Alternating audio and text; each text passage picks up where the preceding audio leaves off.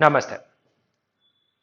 चलिए बात करते हैं अभी अपन एटॉमिक कोलिजन्स की।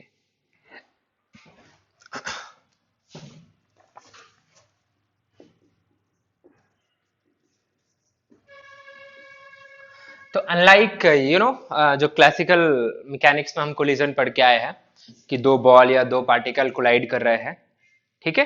तो वो कितना भी फ्रैक्शन ऑफ एनर्जी लूज कर सकते हैं depending on the coefficient of restitution.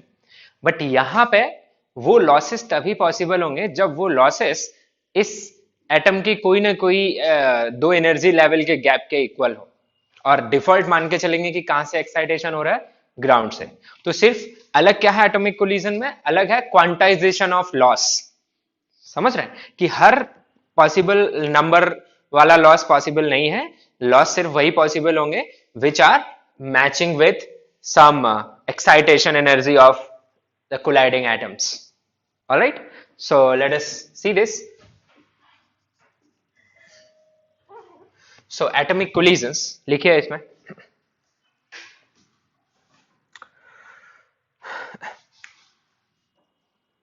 in such collisions in such collisions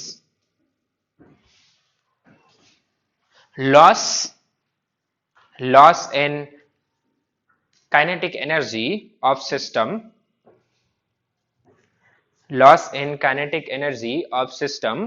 is possible only if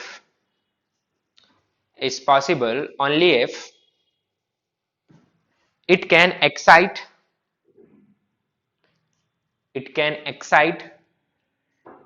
or ionize the colliding atoms. It can excite or ionize the colliding atoms. Okay तो चलिए एक example के through हम इसे समझते हैं। और इसे ऐसे क्वेश्चन ही मान लीजिए, इसमें रटना नहीं है, सिर्फ आपको तरीका देखना है कि हम डील कैसे कर रहे हैं। ठीक है, तो एक क्वेश्चन ले रहा हूं मैं यहाँ पे। तो मेरे पास एक न्यूट्रॉन है, ठीक है, एक neutron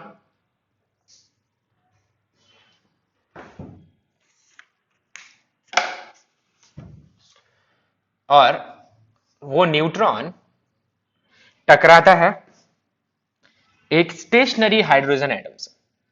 it's a question, I am taking a situation, stationary hydrogen atom.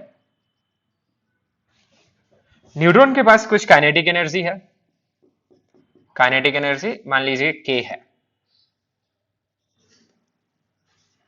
Okay, और वो जाके इससे टकरा जाता है। इनको आपको स्फीयर ट्रीट नहीं करना है, इनको आपको पार्टिकल्स ट्रीट करना है, ठीक है। तो और इनमें कोई इस तरीके की बातें नहीं है कि कोई सरफेस पे डेंट आ जाएगा जैसा हम उसमें बात करते थे, है ना, कि बॉडीज पहले ऐसा डिफॉर्म हो जाती है फिर रिफॉर्म होती है, ये सब बातें यहाँ पे नहीं यूज करते। ओके वेल, तो अब इसमें क्वेश्चन ये है, लिख लीजिए क्वेश्चन क्या है। फाइंड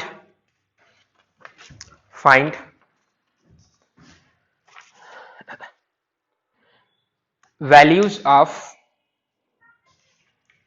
ऐसे लिखिए, find minimum value of k,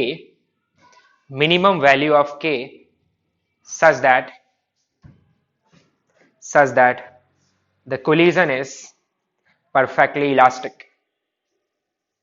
इसमें परफेक्ट ना भी यूज करो तो भी चलेगा। such that collision is elastic, ऐसे ही लिख सकते हैं आप, ठीक है। ये है न्यूट्रॉन। अब न्यूट्रॉन का मास आपको पता है कितना होता है, लगभग प्रोटॉन के equal. So mass of neutron is almost equal to mass of proton, yes. And mass of hydrogen atom, mass of H atom is what, mass of nucleus plus mass of electron. अब आपको पता है mass of nucleus उसमें proton ही है plus mass of electron, जिसे क्या लिख सकते हो बड़े आसानी से, मास ऑफ प्रोटॉन।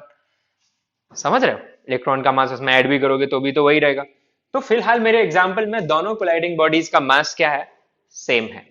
ओके, और इस मास ऑफ प्रोटॉन को मैं m लिख दे रहा हूं कैलकुलेशन के लिए। तो पहले हम क्या करते हैं, पहले हम क्लासिकल मैकेनिक्स यूज करेंगे। सी हम जो मॉडर्न फिजिक्स पढ़ रहे हैं, वो मॉडर्न फिजिक्स में जो हम क्वांटम पढ़ रहे हैं, स्पेशली ये जो हम क्वांटम पढ़ रहे हैं, ओके, क्वांटम मतलब क्वांटाइजेशन प्रिंसिपल्स यूज कर रहे हैं। ये कौन सी है, जो कि क्लासिकल से ट्रांजिशन फेज में है, अभी 100% किस में नहीं पहुंचे हैं, 100% अपन क्वांटम में नहीं पहुंचे, 100% क्वांटम बहुत मैथमेटिकल है। तो ये हम ट्रांजिशन फेज पढ़ रहे हैं जब साइंटिस्ट ने इन फिनोमिनाज को भी किसके टर्म्स में ही समझाने की कोशिश की, क्लासिकल के टर्म्स में, और साथ में उन्होंने कुछ जो क्वांटाइजेशन प्रिंसिपल्स आए थे उनको यूज किया। ओके, सो हमें वही पढ़ना है और वो कुछ हद तक सही भी है, पर हमारे लिए वो पूरी सही है, इस तरीके से हम मान के चलेंगे। ओके, तो पहले हम क्लासिकल मैकेनिक्स से चलते हैं। So according to classical mechanics या न्यूटोनियन मैकेनिक्स ऐसे लिख सकते हैं अपन,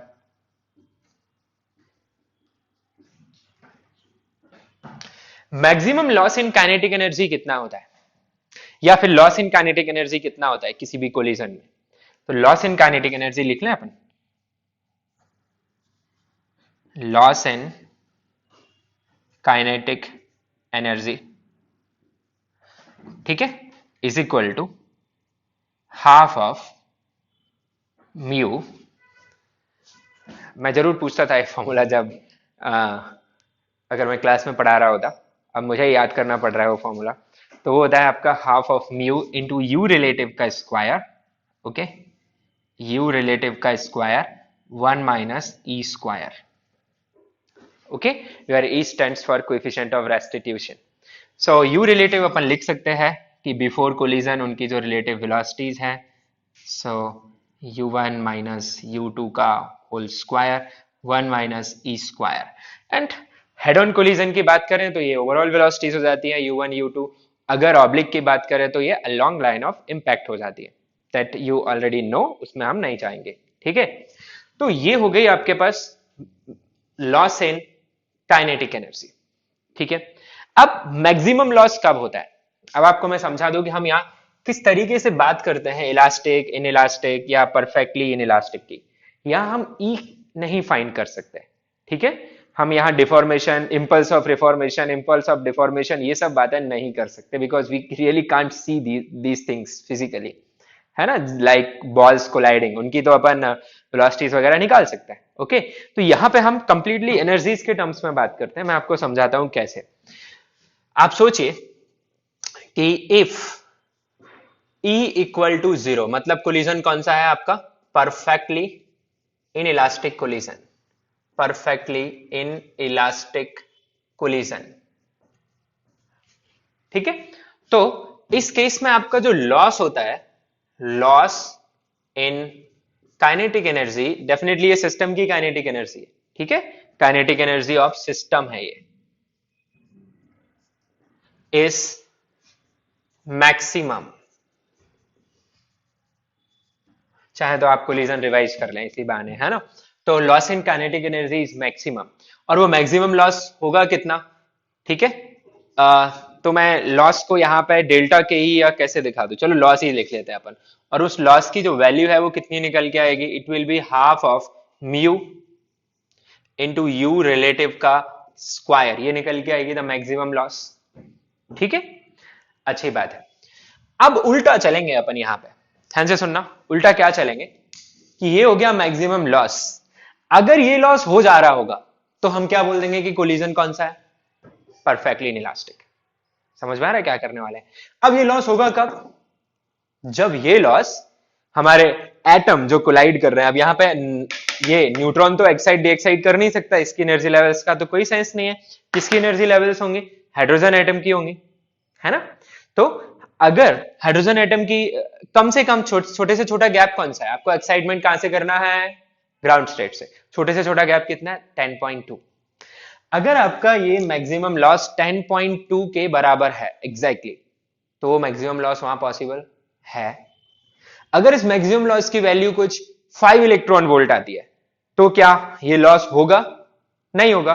तो लॉस नहीं होगा, बिल्कुल भी नहीं होगा, डेफिनेटली नहीं होगा, क्योंकि अब्सॉर्ब होगी तो कितनी होगी, 10.2, 5 तो हो ही नहीं सकती, कम से कम 10.2 चाहिए। तो फिर जीरो लॉस, जीरो लॉस मतलब कौन सा कोलिजन हो गया, वो इलास्टिक कोलिजन।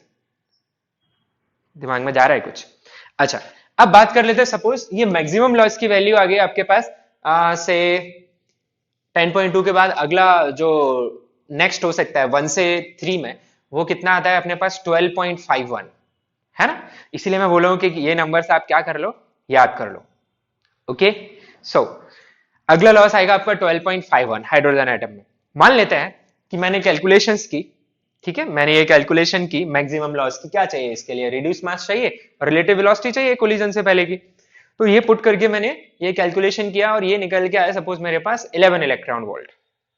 ठीक है, एब्जॉर्ब सिर्फ कितना होगा, 10.6 इलेक्ट्रॉन वोल्ट। ध्यान रहे फोटोन के टर्म्स में जो एब्जॉर्प्शन होता है वो, फोटोन के टर्म्स में जो एब्जॉर्प्शन होता है वो एग्जैक्टली 10.2 होगा तो ही होगा, 10.3 भी हुआ तो भी फोटोन एब्जॉर्ब नहीं होता था। पर ये जो काइनेटिक एनर्जी की लॉसेस हैं, इनमें से जितना लॉस अलाउड है वो एब्जॉर्ब हो जाएगा, बाकी नहीं होगा। ठीक है, जैसे एक इलेक्ट्रॉन वाले क्वेश्चन किया था अपन ने लास्ट लेक्चर में। ओके, वेल चलिए वापस लौट के आ जाते हैं। मैं मान रहा हूं कि मेरा मैक्सिमम लॉस कितना आया है, 11 इलेक्ट्रॉन वोल्ट। ठीक है, ये 11 इलेक्ट्रॉन वोल्ट में से सिर्फ कितना एब्जॉर्ब होगा, 10.2 इलेक्ट्रॉन वोल्ट एब्जॉर्ब हो सकता है। ठीक है, अलाउड कितना था, 11, हुआ कितना, 10.2। लॉस हुआ या नहीं हुआ, हुआ। क्या लॉस मैक्सिमम के बराबर हुआ, नहीं, उससे कम हुआ। कौन सा कोलिजन हो गया, इनइलास्टिक। इनइलास्टिक में जो लॉस होता है वो जीरो और मैक्सिमम लॉस के बीच में कुछ होता है। ठीक है, सपोज मैंने कैलकुलेशन किया और ये 12.51 निकल के आया, कौन, मैक्सिमम लॉस। तो क्या 12.51 एग्जैक्टली एब्जॉर्ब की जा सकती है, की जा सकती है। ठीक है, तो वहां पे कौन सा कोलिजन हो गया वापस से, परफेक्टली इन इलास्टिक कोलिजन, क्योंकि मैक्सिमम लॉस 12.51 हो सकता है और वो हो भी गया। क्या आपको सोचने का तरीका समझ आ रहा है, मैं बिल्कुल ध्यान से सुनिए। मैंने देखा है हर साल बच्चे बार बार बोर मॉडल में एटॉमिक कोलिजन ही पूछने के लिए आता है डाउट में। ठीक है, तो come on listen very carefully, हम पीछे से जा रहे हैं। ठीक है, स्टोरी हम पीछे से स्टार्ट कर रहे हैं। हम कोलिजन में पहले बात किया करते थे कोफिशिएंट ऑफ रेस्टिट्यूशन कितना है, टाइप ऑफ कोलिजन क्या है, और फिर लॉस निकालते थे। यहां पे हम लॉस निकालेंगे और लॉस से पता करेंगे कि कोलिजन कौन सा है। ठीक है, समझ गए क्या करने वाले हैं, चलो इस क्वेश्चन में इसे यूज करते हैं। तो this is the maximum loss, this is maximum loss, हर बार हम इसे निकाला करेंगे। अगर इसके बराबर लॉस हो गया तो ये कोलिजन हो जाएगा, कुछ लॉस नहीं हुआ तो इलास्टिक हो जाएगा, जीरो और मैक्सिमम के बीच में कुछ लॉस हुआ तो इनइलास्टिक हो जाएगा। ठीक है, अगर ये हो गया तो कौन सा कोलिजन, परफेक्टली इनइलास्टिक। ठीक है, दूसरी बात, इफ ई इक्वल टू 1 कौन सा कोलिजन होता है, इलास्टिक। ठीक है, उसमें क्या होता है, loss in kinetic energy is zero. आपको उल्टा सोचना है। तीसरा, इफ ई कहां से कहां तक हो, 0 से 1 के बीच में हो। ठीक है, तो आप बोल देते हैं कि वो क्या है आपका, inelastic collision. Inelastic collision, उस केस में जो आपका लॉस आएगा, loss in kinetic energy of system, it will be somewhere from 0 to what, neither 0 nor 1। ठीक है, inelastic collision, so we will call it maximum loss. So उल्टा सोचिएगा, तीनों पार्ट में उल्टा सोचेगा, यानी हर बार क्या तो कैलकुलेट करेंगे ही करेंगे। तो आप एनालिसिस, इस एनालिसिस में ये जरूर लिख सकते हैं, calculate maximum possible loss in kinetic energy and that is equal to half of mu into u relative का स्क्वायर। ठीक है, यहां पे खत्म हो जाती है न्यूटोनियन। अब क्वांटम आती है कि ये लॉस अलाउड है या नहीं अलाउड है। अलाउड है तो परफेक्टली इलास्टिक हो जाएगा, बिल्कुल अलाउड नहीं है इलास्टिक हो जाएगा, पार्ट सम पार्ट अलाउड है तो इनइलास्टिक हो जाएगा। कहानी समझ आ रही है, ठीक है। चलिए let's use it for our this case. तो ये है इसकी थ्योरी, एटॉमिक कोलिजन की जो थ्योरी है वो ये है। अब अपन इस क्वेश्चन पे से यूज करेंगे, ठीक है। चलो तो जल्दी से मैक्सिमम लॉस निकालना है अपन, यहां पे कितना होगा निकाल लेते हैं।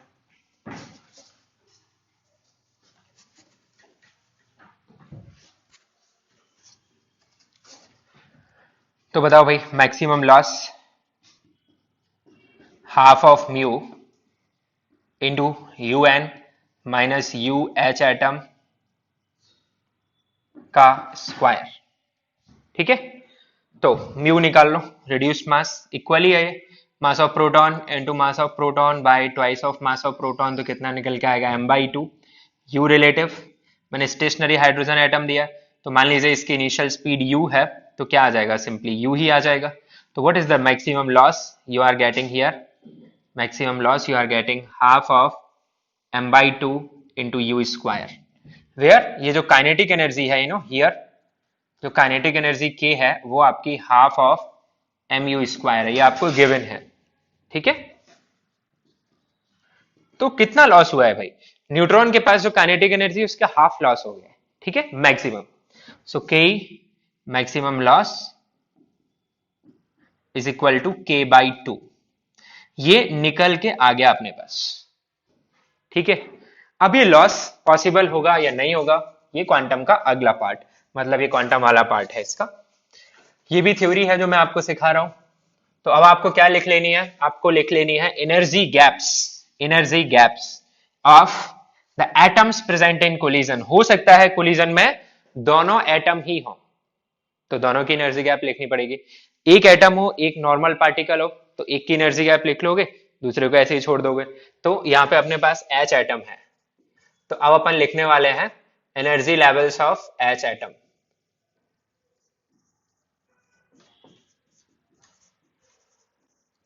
तो कई बार लिख चुके हैं हम। ठीक है, तो ये E1, E2, E3, E4 इस तरीके से इनफाइनाइट तक चलता रहता है। तो ये जो पहला गैप आता है हाइड्रोजन के लिए 10.2 इलेक्ट्रॉन वोल्ट, ये आता है, ये गैप आता है 12.51 इलेक्ट्रॉन वोल्ट, और सबसे आखिरी वाला जो गैप आता है वो 13.6 इलेक्ट्रॉन वोल्ट। ठीक है, तो मैं यहां लिख देता हूं अलाउड वैल्यूज ऑफ absorbed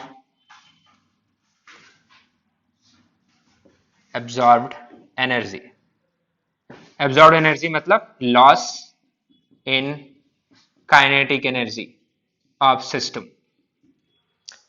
मतलब ये जो लॉस हो रहा है काइनेटिक एनर्जी में, वो किसके फॉर्म में हो सकता है, यहाँ हीट वीट का कोई कॉन्सेप्ट नहीं है, ये एटम है भाई। हीट याद है आपको, हीट तो सैंपल की बात होती थी, एक सैंपल में नंबर ऑफ कोलिजन्स बढ़ जाते थे तो वहां की इंटरनल एनर्जी बढ़ जाती थी। अभी एक एटम के लिए क्या बात करोगे उसकी, समझ में आ रही है बात। तो यहाँ पे लॉस अगर हो सकता है तो किसके फॉर्म में हो सकता है, उस एटम को या तो आयोनाइज करा दो, उसका इलेक्ट्रॉन हटा दो, भगा दो वहां से, या फिर एक्साइटमेंट में उसे एक्साइटेड स्टेट में पहुंचा दो। So allowed values of absorbed energy that is loss in kinetic energy क्या क्या है इस एटम के हिसाब से, दीज आर, नीचे लिख दे रहा हूं मैं, इक्वल टू या तो 0 हो ही ना, या फिर 10.2, या फिर 12.01 है, सॉरी, है ना, 12.01। उसके बाद एक आध और लिख लेता है, चलो, है ना। वैसे मैंने आपको बताया है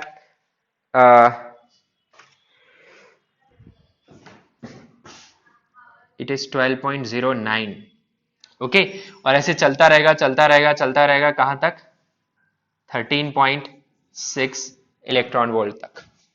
तो एक हाइड्रोजन एटम के लिए these are the values you have. ठीक है, अब क्वेश्चन के हिसाब से आप पिक कर लो, क्वेश्चन क्या चाहता है, क्वेश्चन चाहता है कि कौन सा कोलिजन हो, इलास्टिक, उसके लिए के की वैल्यू बताओ। तो मैंने क्वेश्चन में क्या पूछा है आपसे, minimum value of k for which elastic collision takes place, वो तो 0 ही आ जाएगी, आप कोलिजन ही मत कराओ। ठीक है, क्योंकि मिनिमम फिर यहाँ पे मीनिंगफुल नहीं है, तो उसे हम लिख लेते हैं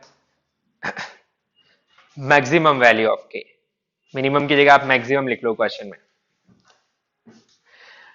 तो बताओ मुझे मैक्सिमम कितनी रखी जा सकती है जब आपका लॉस एग्जैक्टली किसके इक्वल हो जाए, 10.2, यानी 20.4 से जस्ट कम रख लो आप, तो कैसा कोलिजन होता रहेगा वहां पे, इलास्टिक।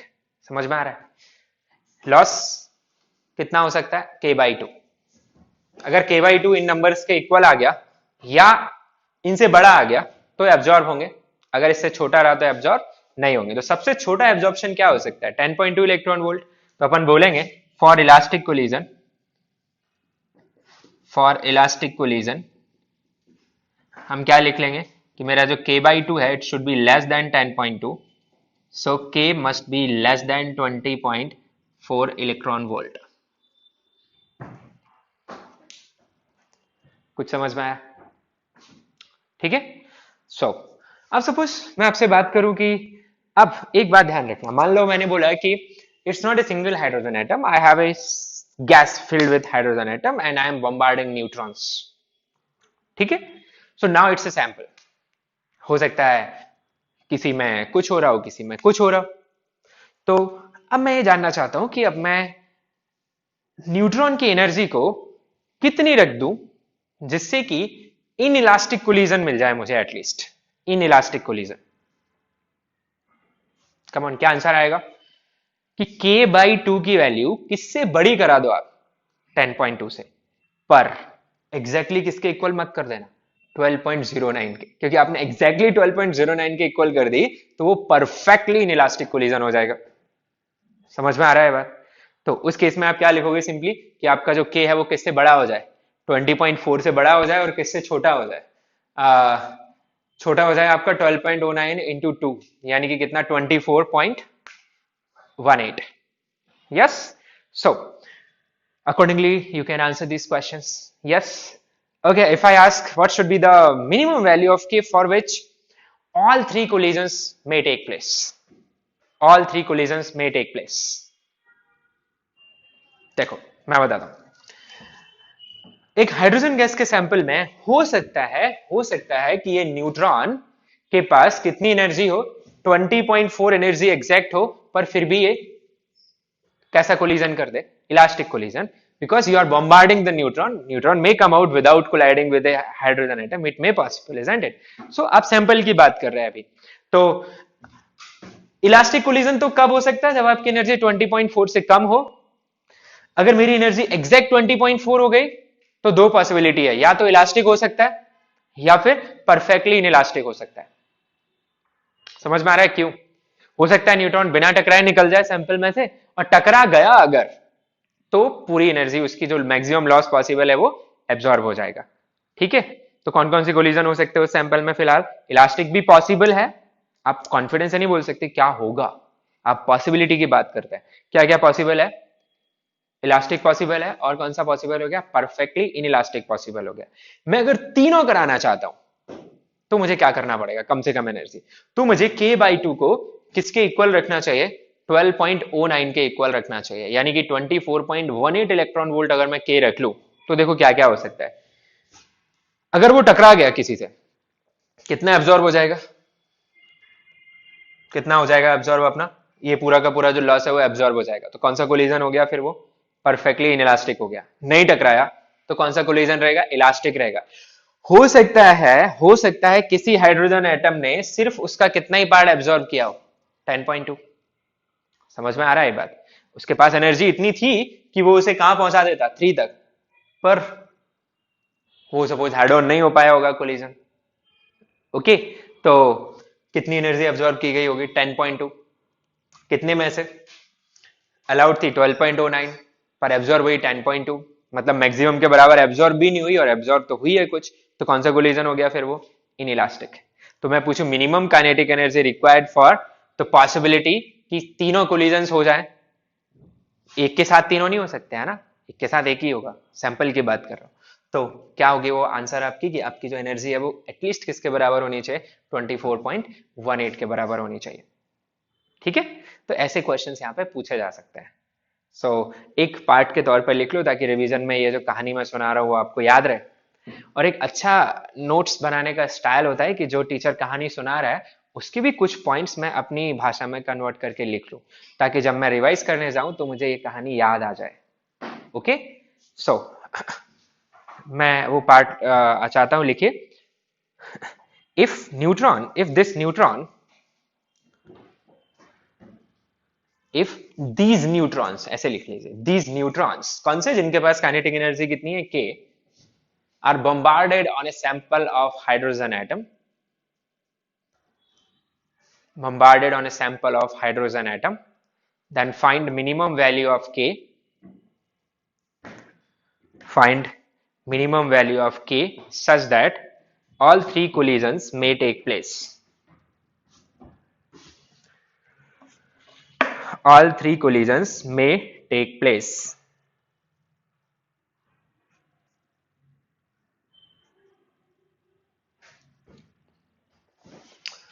तो कैसे बोलोगे आप,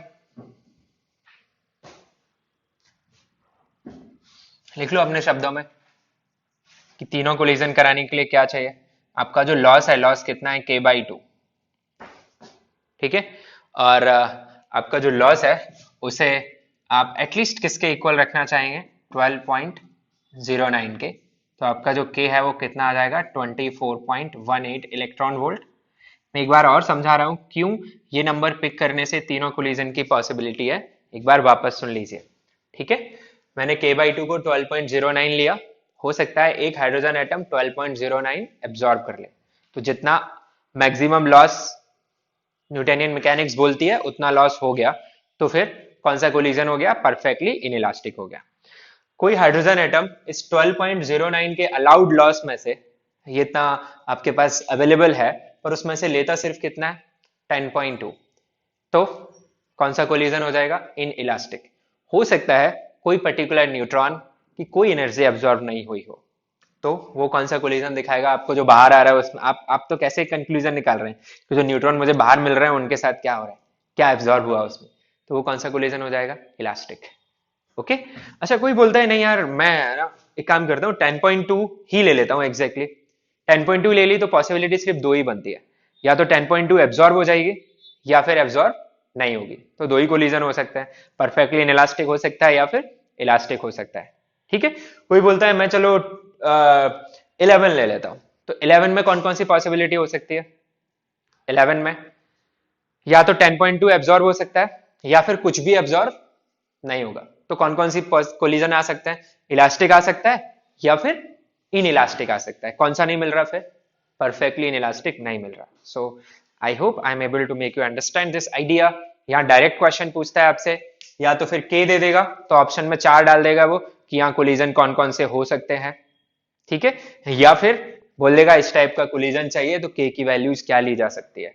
ये दो तरीके के क्वेश्चन यहाँ पे फ्रेम होते हैं। एक और क्वेश्चन करेंगे एटॉमिक कोलिजन पे, लिखिए लिखिए, and helium plus ion, helium plus ion is at rest, is at rest and is in ground state। ये नहीं भी बोलूं तो भी आप डिफॉल्ट क्या मान के चलेंगे, ground state, full stop.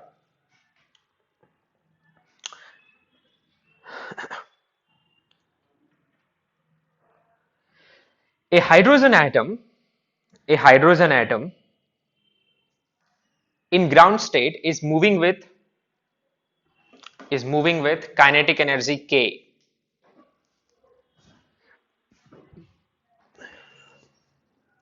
and collides with the helium plus ion, collides with the helium plus ion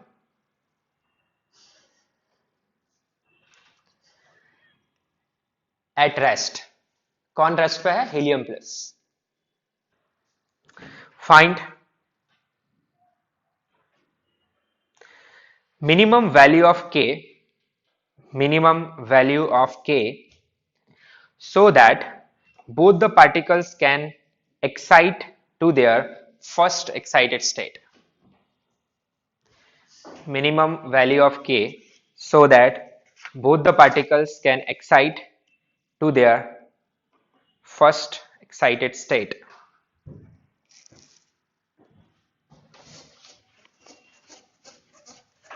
तो आप हीलियम तो जानते ही हैं क्या होता है, हाइड्रोजन एटम भी जानते हैं।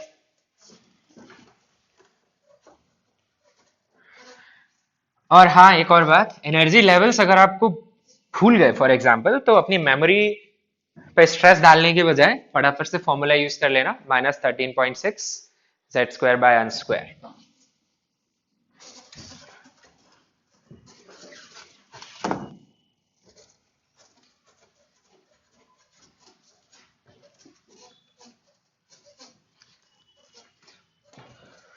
तो यहाँ पे पुराने क्वेश्चन जैसा ही है, आपके पास एक H एटम है, दूसरा हीलियम प्लस आयन है, ये रेस्ट पे है और ये मूव कर रहा है काइनेटिक एनर्जी K से, ठीक है। टकराते हैं ये, तो सबसे पहला काम क्या रहेगा, मैक्सिमम लॉस निकालना। तो मैक्सिमम लॉस क्या होता है, अब फटाफट, अब कोई थ्योरी नहीं है, आपने पढ़ लिया maximum loss half of reduced mass into you relative का स्क्वायर, आप हेड ऑन मान के ही करेंगे unless they have given you कि वो हेड ऑन नहीं है। सो हाफ म्यू, म्यू कैसे लिखोगे, मासेस, तो हाइड्रोजन के पास एक प्रोटॉन और एक इलेक्ट्रॉन है, सो मास ऑफ एच एटम अगर मैं m मान लूं तो मेरा mass of He plus ion 4m हो जाएगा।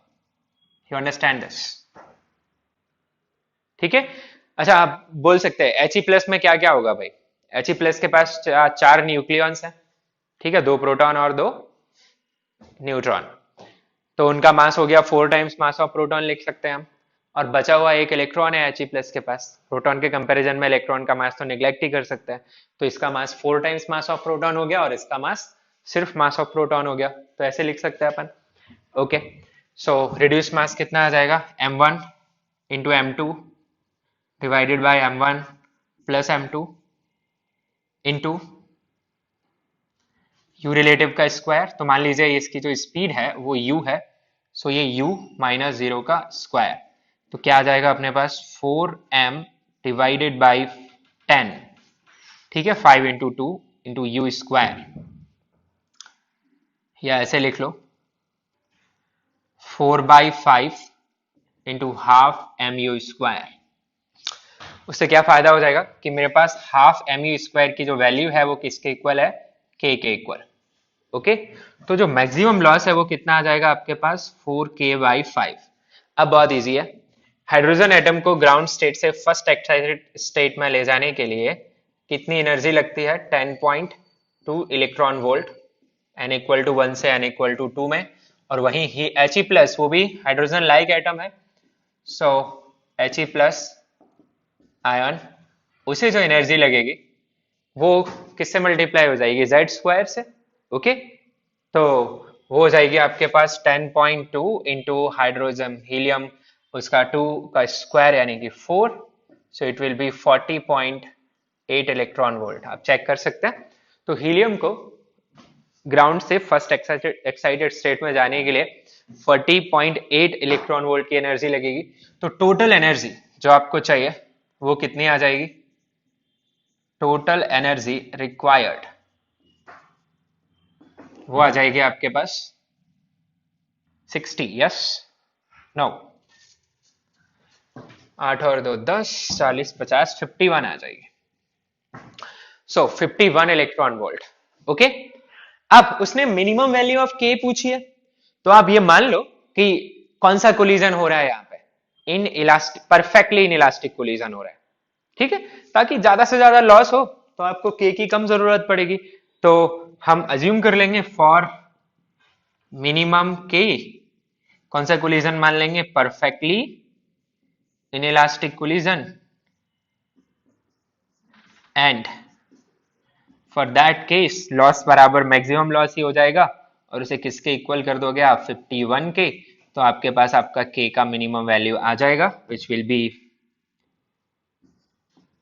by 4 which can be written as 6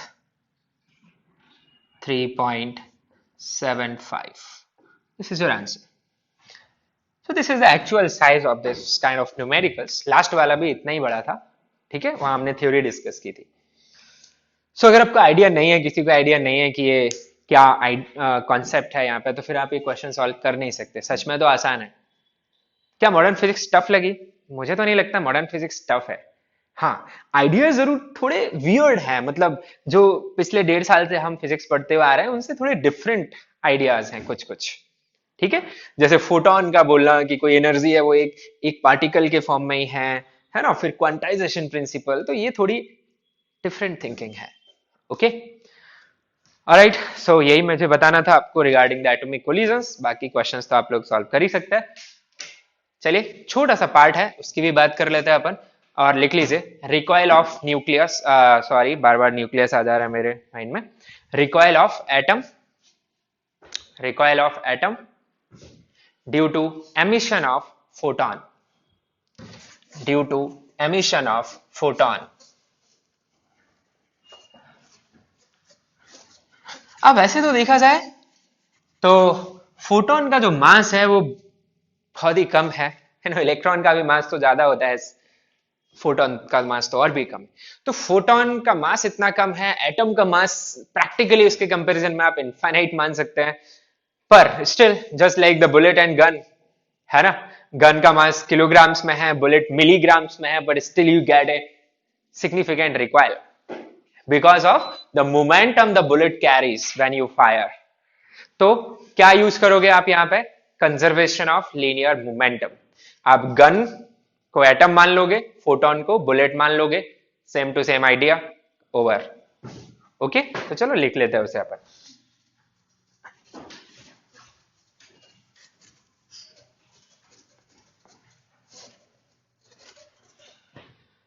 चले देखिए, सपोज हमारे पास एक एटम है, ठीक है, दिस इज द एटम, और यहां से ये रेस्ट पे है, ठीक है। उसे बहुत डिफरेंट करना होगा कुछ, तो क्या कर देगा कि ये एटम ऑलरेडी मूव कर रहा है, कुछ मोमेंटम है, कोई फर्क नहीं पड़ता, बट 99.99% सिचुएशंस में आपको एटम किस पे एज्यूम करना पड़ेगा? रेस्ट पे। ये एटम रेस्ट पे, ठीक है। और केस वन हम मान लेते हैं कि ये फिक्स्ड है। अब आप किसी एटम को फिक्स कर नहीं सकते, सिर्फ खुद की थ्योरी के लिए बता रहा हूं मैं, ठीक है। मान लो कि ये रिकॉइल नहीं कर सकता, ओके, रिकॉइल नहीं कर सकता, तो सारी की सारी एनर्जी कौन लेके जाएगा फिर? जो एमिटिंग पार्टिकल है। और ये भी मान ले रहा हूं मैं, ये भी मान ले रहा हूं कि ये जो फोटोन एमिट हो रहा है वो क्यों एमिट हो रहा है?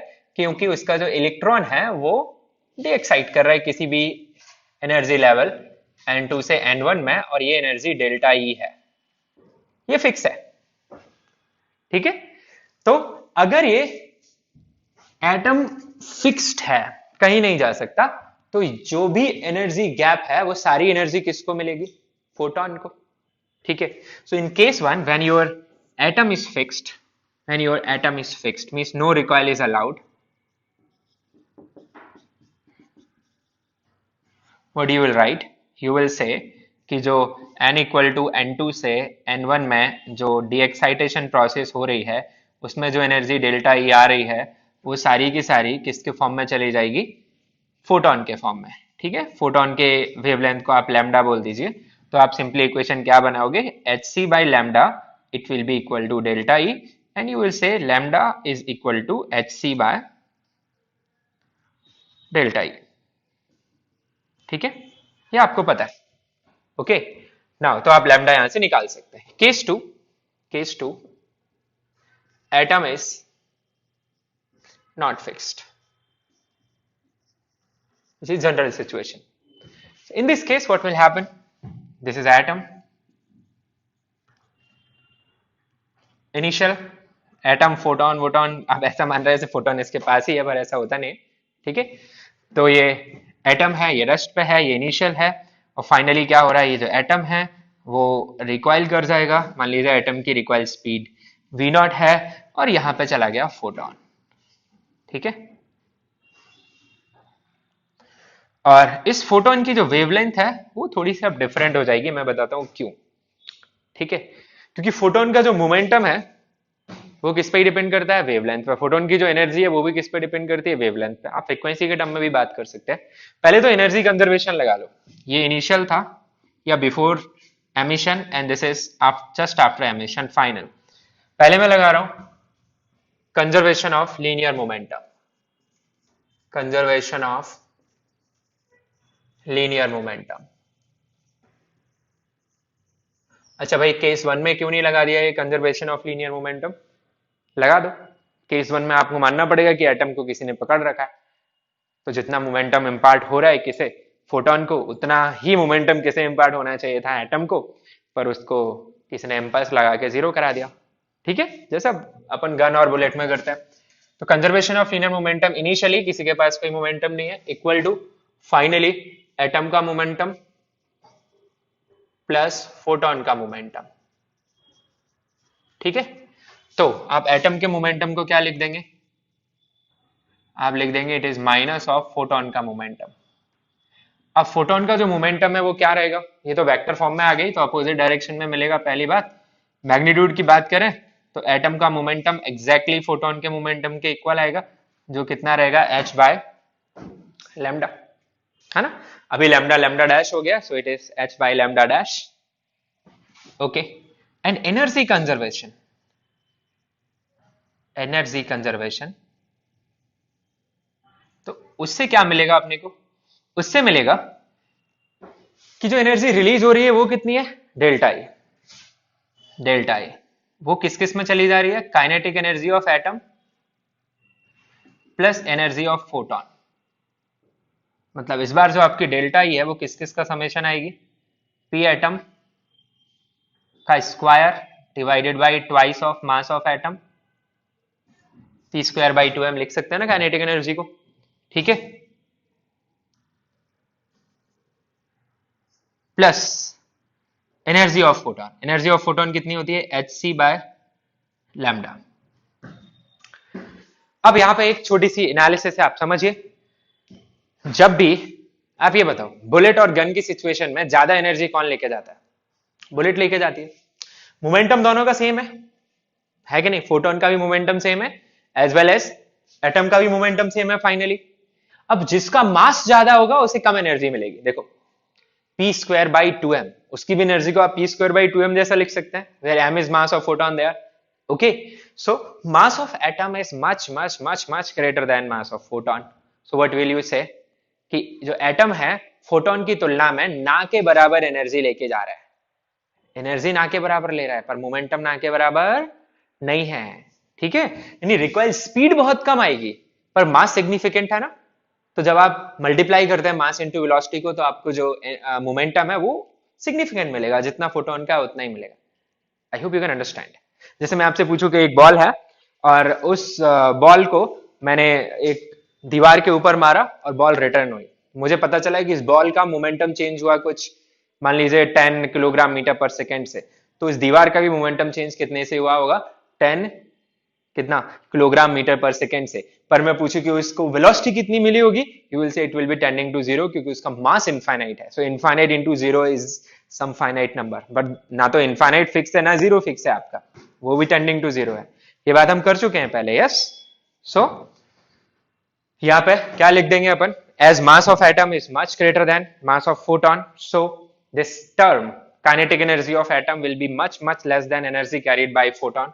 मैं इसे मिटा दे रहा हूं, ठीक है। Kinetic energy carried by atom will be much less than energy of photon. ठीक है, तो आप फिर हमारी ये जो इक्वेशन है, इस इक्वेशन है इसमें क्या लिख दोगे कि अभी एनर्जी ऑफ जो फोटोन है वो आपका डेल्टा ई के इक्वल ही है, जो एनर्जी गैप है। तो आप बोल दोगे कि आपका जो लैम्डा डैश है ऑलमोस्ट किसके इक्वल है, लैम्डा के। ठीक है, तो फिर सिंपल अभी भी आप क्या यूज कर सकते हो कि आपका जो डेल्टा ई है वो किसके इक्वल है, एच सी बाई लैम्डा के इक्वल है। ठीक है, और h बाई लैम्डा की वैल्यू आप कितनी निकाल सकते हो, डेल्टा ई बाई सी, इसे आप एक इक्वेशन 1 बना दीजिए। ऑलराइट, फिर आप देखेंगे कि मोमेंटम ऑफ एटम मुझे निकालना, p ऑफ एटम, तो कितना मिल जाएगा मुझे, p of atom is equal to h by lambda which is p of photon. आप ये देख पा रहे हैं इस इक्वेशन से। ठीक है, हालांकि p of atom h by lambda dash आया था, पर इस अजम्पशन से मेरा लैम्डा डैश लैम्डा के इक्वल ही आ गया, तो मैं बोल सकता हूं p ऑफ एटम कितना आ गया मेरे पास, डेल्टा ई बाई सी। जैसे हाइड्रोजन के लिए बात करूं मैं, ग्राउंड स्टेट से फर्स्ट एक्साइटेड स्टेट तक, तो डेल्टा ई की वैल्यू कितनी आएगी, 10.2 इलेक्ट्रॉन वोल्ट। मैं पूछूं एक हाइड्रोजन एटम है और उसका इलेक्ट्रॉन 2 से 1 में डीएक्साइड करता है, बताओ वो हाइड्रोजन एटम को कितना मोमेंटम मिल गया इस प्रोसेस में। तो आप क्या करोगे, 10.2 इलेक्ट्रॉन वोल्ट डिवाइडेड बाई सी, इतना मोमेंटम मिल गया। समझ में आ रही है बात। सो this is the required momentum, remember this here. अच्छा, काइनेटिक एनर्जी भी पूछ सकता है भाई, नेग्लिजिबल है पर पूछ सकता है कि कितनी काइनेटिक एनर्जी मिल रही है। तो आप यहां दिखा सकते हैं कि kinetic energy of atom due to recoil it will be equal to, यही फॉर्मूला क्या याद रखिए आप, p²/2m मास ऑफ एटम। तो आपके पास ये आ जाएगी delta E square divided by twice of c square into mass of atom. This is the kinetic energy of the atom. एक इसे ध्यान रखिए। और फोटोन की वेवलेंथ पुराना formula hc/λ equal to delta E, still valid. So this is the concept of recoil of atom. ठीक है, एक छोटा सा क्वेश्चन सॉल्व करेंगे इस पर, then I will end this topic atom. लिखिए क्वेश्चन।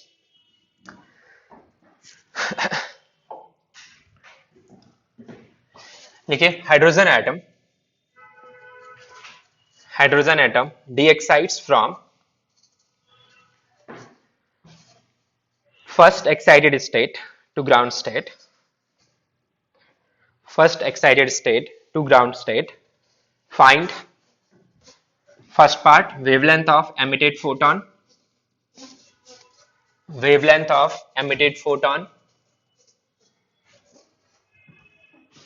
दूसरा मोमेंटम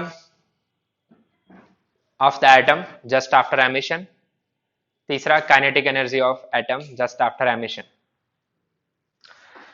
एक बात यहां पे सुन लो, कभी कभी यहां पे वो आपसे क्वेश्चन पूछ लेता है, मैंने देखो lambda dash is almost equal to lambda लिखा है, वो क्वेश्चन क्या पूछ लेता है आपसे, क्वेश्चन बाद में सॉल्व कर लेना, अभी ध्यान इधर होना चाहिए सबका। क्वेश्चन क्या पूछ लेता है वो कि रिकॉइल की वजह से फोटोन की वेवलेंथ थोड़ी सी बढ़ जाती है या कम हो जाती है। तो आपको दिमाग लगाने की जरूरत ही नहीं है, अगर रिकॉइल नहीं होती तो गैप की सारी एनर्जी फोटोन ले जाता, रिकॉइल होने की वजह से थोड़ी सी एनर्जी कौन ले गया, एटम ले गया, तो फोटोन को पहले की तुलना में थोड़ी कम एनर्जी मिली, यानी काइंड ऑफ फोटोन की एनर्जी क्या हो गई, कम हो गई, तो वेवलेंथ बढ़ जाएगी। तो ये आप माइंड में बिठा के रखें कि लैम्डा डैश जो है it is little greater than lambda।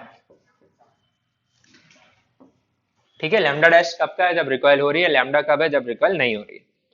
ठीक है, ये क्यों, कैसे पता चला होगा हमें कि ये ऐसा होता है, पता है तब चलता है जब हम रेडिएशन आ रही है हाइड्रोजन की, और जब हमारे पास अभी सुपर कंप्यूटर्स भी आ गए हैं तो हम बहुत डेसिमल के कई प्लेसेस तक की कैलकुलेशन कर सकते हैं। ठीक है, तो जब हम देखते हैं तो हमारी जो बोर मॉडल से रेडिएशंस की वेवलेंथ निकलती है और जो एक्चुअली एमिशन की वेवलेंथ है उनमें जरा सा माइन्यूट से बहुत ही कम डिफरेंस होता है, पर होता है। तो वो किस वजह से होता है, क्योंकि हम क्या मान के लिख देते हैं कि रिकॉइल नहीं हो रही है ना, जबकि सच में थोड़ी सी क्या हो रही होती है, रिकॉइल हो रही होती है। ओके, बाय द वे, तो ये आपसे यहाँ क्वेश्चन बनाया जा सकता है। चलो अब लौट आते हैं अपने न्यूमेरिकल पे। तो न्यूमेरिकल में मैंने सबसे पहले पूछा आपसे एनर्जी वेवलेंथ, तो आप फटाफट लिख देंगे hc/λ is equal to 10.2 electron volt. तो लैम्डा आ जाएगा आपके पास 12400 electron volt angstrom divided by 10.2। ठीक है, इलेक्ट्रॉन वोल्ट। तो basically this is the first line of Lyman series, है ना, आपने निकाली भी है वेवलेंथ, और मेरे पास आंसर इसका नहीं है, मैं टाइम ज्यादा नहीं देना चाह रहा, आप आंसर निकाल सकते हैं इसका। ठीक है, what ever angstrom you get you can write. Okay, second क्या करोगे आप, मैंने पूछा momentum carried by the atom, so P of atom क्या है आपके पास, वो h/λ सिंपली। ओके, और you can write delta E by C, so 10.2 electron volt में एनर्जी है, और C आप लिखोगे 3 इंटू 10⁸ मीटर पर सेकेंड। सो इसको प्यार से किस में कन्वर्ट कर लेना, जूल में। ठीक है, so 10.2 into 10⁻1.6 10⁻⁻19 divided by 3 into 10⁸ kilogram metre per second. तो जूल में तो भाई सब एटॉमिक पार्टिकल्स हैं, ये इनकी बहुत ही 10 की हैवीली नेगेटिव पावर्स में चले जाएंगे। ठीक है, बट ठीक है, आप सोचो एक मोल के अंदर ही कितने होते हैं, 10 10 to the power, Avogadro number का ऑर्डर आपको पता ही है ना, तो एक मोल हाइड्रोजन के साथ भी मैं ये कैलकुलेशन करने बैठूं, then I will get significant term. Okay, so by the way ये एक एटम के लिए लिख रहे हैं अपन, तो कितना आएगा आपके पास, आप निकाल सकते हैं यहाँ पे. So you are having 10.2 into 1.6 divided by 3 into 10 to the power minus 27 kilogram meter per second. This is the momentum. Okay. उसके बाद एनर्जी तो p स्क्वायर बाई 2m, इस नंबर का स्क्वायर करोगे divided by mass of hydrogen atom, and mass of hydrogen atom is of the order of 10 to the power minus 27 again. ठीक है, तो जो काइनेटिक एनर्जी आएगी कितनी आएगी आपके पास, p atom square divided by twice of m of atom. So it will be this square of this number 10.2 into 1.6 divided by 3 10 to the power minus 27 इसका square divided by 2 into 1.67 10 to the power minus 27 joule. So once again you will have your answer in the powers of 10 to the power minus 27 joule. Let me remind you about our assumption. All of you here, see. What was the energy carried by the photon? 10.2 electron volt. Means in the powers of 10 to the power minus 19 joule. Yes. Here you are getting energy in the powers of 10 to the power minus 27 joule. So was that okay to consider? The energy carried by atom is much lesser than the energy carried by photon. That's it in this part. Atom. मिलते हैं अगले lecture में with X-rays. Thank you.